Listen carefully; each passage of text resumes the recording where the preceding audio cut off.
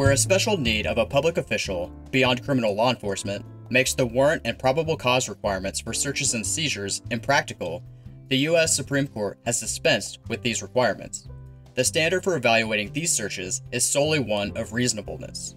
New Jersey v. T.L.O., decided in 1985, was a pivotal case in the development of this so-called special needs exception. In this case, two public school students in New Jersey were caught smoking on school grounds, a violation of school rules. When one of the students, T.L.O., denied that she smoked, the vice principal demanded to see her purse, where he found a package of cigarettes and rolling papers. Having found these items, the vice principal searched the purse again, finding marijuana, a pipe, plastic bags, money, a card with names of people who owed her money, and 2 letters implicating T.L.O. in drug dealing. T.L.O. then confessed to selling marijuana.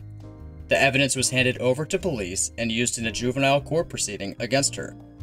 The New Jersey Supreme Court excluded the evidence found from the vice principal's second search, where he found marijuana, a pipe, and related items, on the grounds that it violated T.L.O.'s rights under the Fourth Amendment of the U.S. Constitution. On review, the U.S. Supreme Court was asked to determine 2 issues.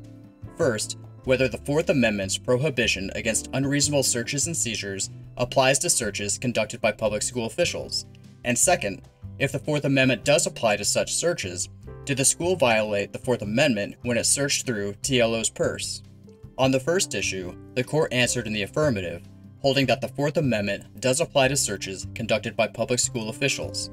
Because the Fourth Amendment applies to state officers, and public school officials are state officers, the court reasoned, the Fourth Amendment applies to searches conducted by school officials. On the second issue, or whether the school violated the Fourth Amendment when it searched through T.L.O.'s purse, the court held that it did not. The court began its analysis by insisting on the need to balance a child's interest in privacy against the substantial interest of teachers and administrators in maintaining discipline in the classroom and on school grounds. The court then declared that because the fundamental command of the Fourth Amendment is that searches and seizures be reasonable, it does not strictly require a warrant or probable cause, stating that the warrant requirement is unsuited to the school environment because it would unduly interfere with the maintenance of the swift and informal disciplinary proceedings needed in the schools. The court quickly disposed of the warrant requirement for searches conducted by public school officials.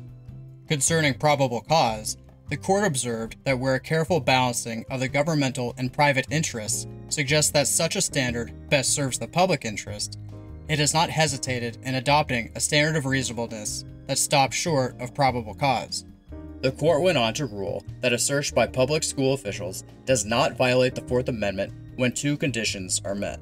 First, there must be reasonable grounds, though not necessarily probable cause, for suspecting that the search will turn up evidence that the student has violated or is violating either the law or the rules of the school. Second, once initiated, the search must not be excessively intrusive in light of the age and sex of the student and the nature of the infraction. Applying this rule to the facts, the court concluded that the school did not violate the Fourth Amendment because it did not act unreasonably, thereby reversing the New Jersey Supreme Court. The initial search, the court reasoned, was reasonable given that T.L.O. denied smoking. The rolling papers found during that search gave rise to a reasonable suspicion that T.L.O. was carrying marijuana and thus justified a subsequent search.